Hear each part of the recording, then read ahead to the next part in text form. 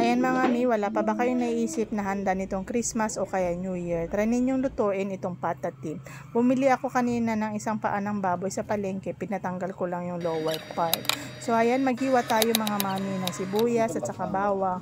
So habang naghihiwa tayo ng sibuyas at saka bawang, pinapakuluan ko naman yung paa ng baboy kanina. So mga 10 minutes lang yun mga mami, para at least lang matanggal yung lansa.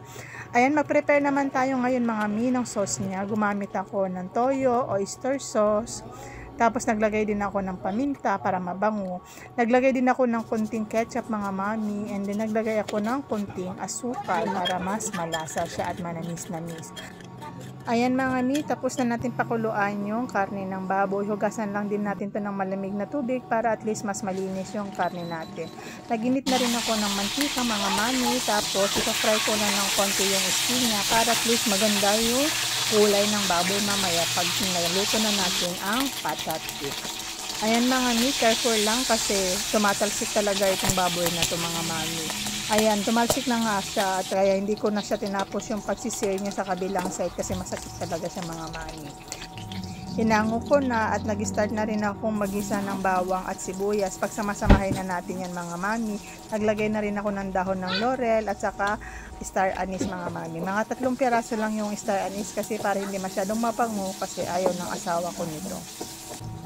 Ayan mga mi, nilagay na natin yung pata ng baboy. Isunod na rin natin ilagay yung tinimpla natin sauce kanina. Ayan, lagay natin lahat-lahat mga mami. Tapos, naglagay din ako ng 1 tasang Sprite mga mi. Tapos, para at least makuha ko lahat nung sauce niya kanina, naglagay na rin ako ng tubig. Damihan lang natin ng tubig mga mi para at least sure tayo na malambot itong karne na to pagkatapos yang maluto.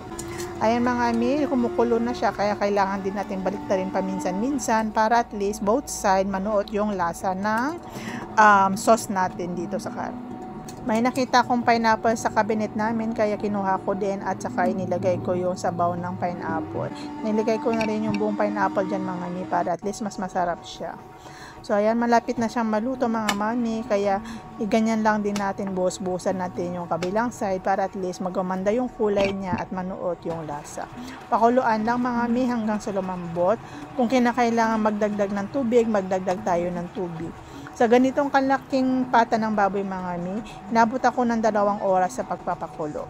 Ayan, ilagay na natin yung gulay niya mga mi para maluto na rin. Ayan, tapos nang maluto mga mi ang aking patatim. Ang ganda ng kulay nung paa ng baboy mga mami. Ayan, luto na siya kaya pwede na nating i-serve. O diba mga mi, ang ganda ng kulay.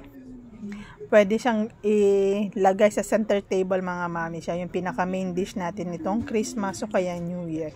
Try nyo din mga mami, hindi kayo mabibigo nito. Ang sarap talaga nito mga mami, promise.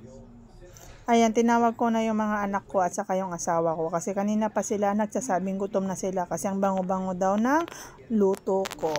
Ayan, tignan natin mga mi kung talagang masarap yung pagkakaluto niya.